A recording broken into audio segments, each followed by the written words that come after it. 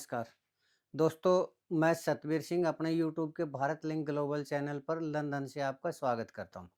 दोस्तों, आजकल social media में एक इंट्रो है, वो काफ़ी वायरल हो रहा है। और वो इंट्रो किसी रिटायर्ड आईपीएस का है, आर एस यादव जी यानी राम सिंह यादव जी। और उसने किसी चैनल के ऊपर, सोशल मीडिया के चैनल के ऊपर इंट्रो दिया था। और उस इंट्रो में उसने ये कहा था कि जब भजन लाल जी की सरकार थी, तो भजन लाल जी की सरकार के टाइम में भजन लाल जी के कहने से उन्होंने जो रेल रोको आंदोलन था 80 के अंदर, और वो अभय चौटाला जी रेल को रोकने लग रहे थे और उनके खिलाफ एफआईआर दर्ज की थी, तो उनको उन्होंने अरेस्ट किया था। और उसी गिरफ्तारी का बदला लेने के लिए जब चौटाला सरकार आई, यानी आईएनएलडी की सरकार आई, तो अभय चौटाला जी ने उनको अपने फार्म हाउस पे बुलाया, यानी तेजा फार्म हाउस पे बुलाया। और उनके ऊपर एक एलिगेशन लगा के ने सरकारी जीप का दुरुपयोग करने का, और उनको वहाँ बुलाया गया और वहाँ पर उनको उनके थर्ड डिग्री टॉर्चर किया गया और उनके लगभग 39 जो जूते थे वो उनको मारे गए। तो ये जो इंट्रो है दोस्तों, ये काफ़ी चर्चा का विषय बना हुआ है और सोशल मीडिया पर छाया हुआ है, और जन-जन की उसके ऊपर, हरियाणा की इसमें काफ़ी चर्चा होने लग रही है।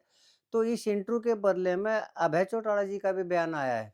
उन्होंने कहा है कि ये बिल्कुल झूठ है और मैं उनके ऊपर 100 करोड़ का मानहानि का दावा करूँगा और कोर्ट में उनको खींचूँगा। और सिर्फ़ इतना ही नहीं, जिस आदमी ने इंटरव्यू लिया है, जिस चैनल ने इंटरव्यू लिया है, उसको भी मैं कोर्ट में खींचूँगा, उसको जेल में डलवाऊँगा और 100 करोड़ रुपए वसूल करूँगा। और इतना ही नहीं, इससे भी आगे बढ़ के अभय चौटाला जी ने कहा कि जिस सोशल मीडिया चैनल ने इस चीज़ को चलाया है, उनके ऊपर भी मैं मानहानि का दावा करूँगा।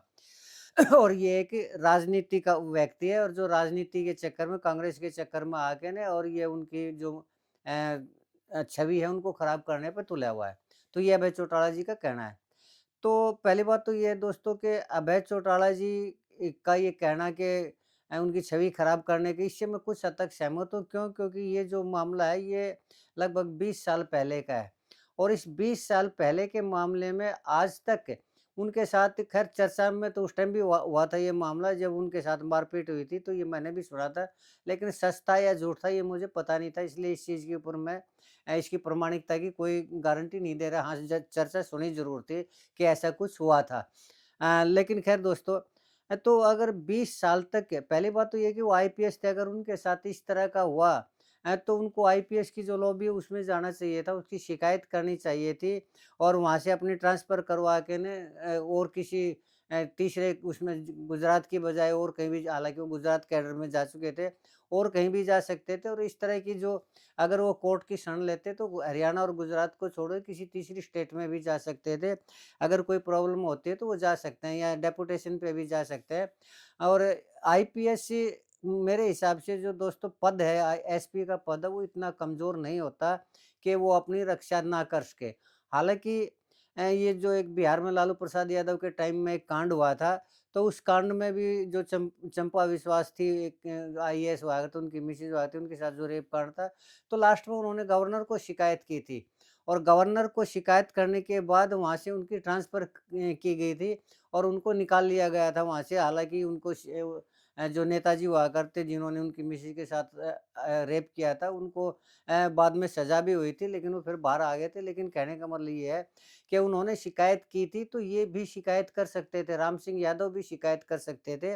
हालाँकि अब जो अभय चौटाला जी हैं, वो काम करने लग रहे हैं राजनीति में, अपनी पार्टी का ग्राफ बढ़ाने लग रहे हैं, मेहनत करने लग रहे हैं। तो ये इस बात से तो सहमत हुआ जा सकता है कि राजनीतिक रूप से ये जो टाइमिंग है, ये आर.एस. यादव जी की है, वो गलत टाइमिंग है।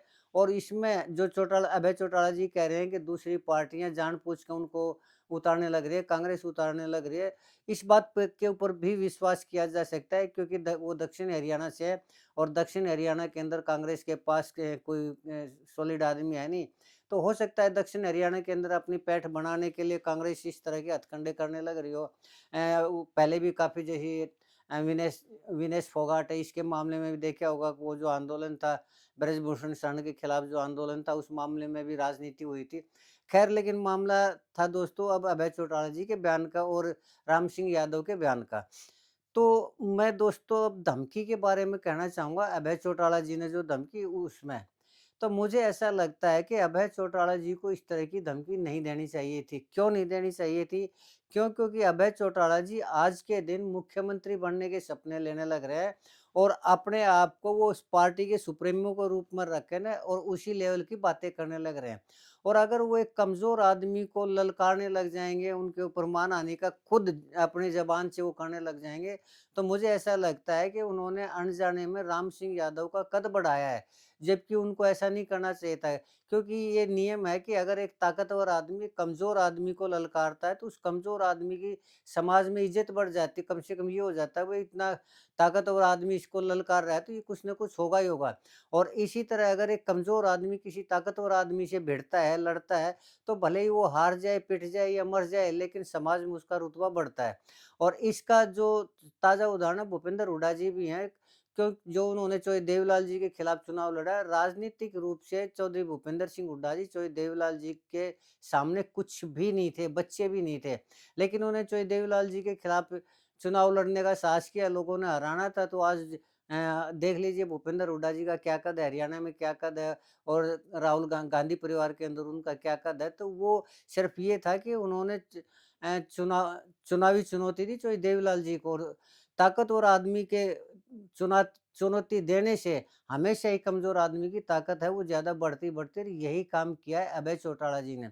मुझे इसमें ऐसा लगता है कि अभय चौटाला जी को नरेंद्र मोदी जी वाला स्टाइल अपना लेना चाहिए, यानी कोई कुछ भी करे, वो एक बार जो बोल देते हैं या कह देते हैं उसके बाद चुप हो जाते हैं, उसके बाद से पूरी दुनिया सीखती रहो, पूरा देश सीखता रहो, लेकिन वो जो उनके अंधभगत है वो आगे आ जाते हैं। जैसे संबित पात्रा जैसे लोग हैं, वो उस चीज़ को ऐसा वो करने लग जाते हैं कि अब को नरेंद्र मोदी जी को कुछ कहने की ज़रूरत ही नहीं थी। तो इस मामले में ज़्यादा बेटर ये था कि अभय चौटाला जी कोई भी स्टेटमेंट नहीं देते और अपनी जो मीडिया सेल है, जो या मीडिया की टीम है, उसको आगे कर देते। उनके पास भी आजकल मीडिया में काफ़ी कुछ हैं जो उनको जवाब दे सकते थे, वो और वो ज़्यादा बेटर जवाब होता, बजाए कि खुद अभय चौटाला जी का ये कहना कि मैं आरएस यादव को कोर्ट में खींच दूँगा, मैं 100 करोड़ रुपए ले लूँगा, और सोशल मीडिया तक को जो उन्होंने धमकी दी है।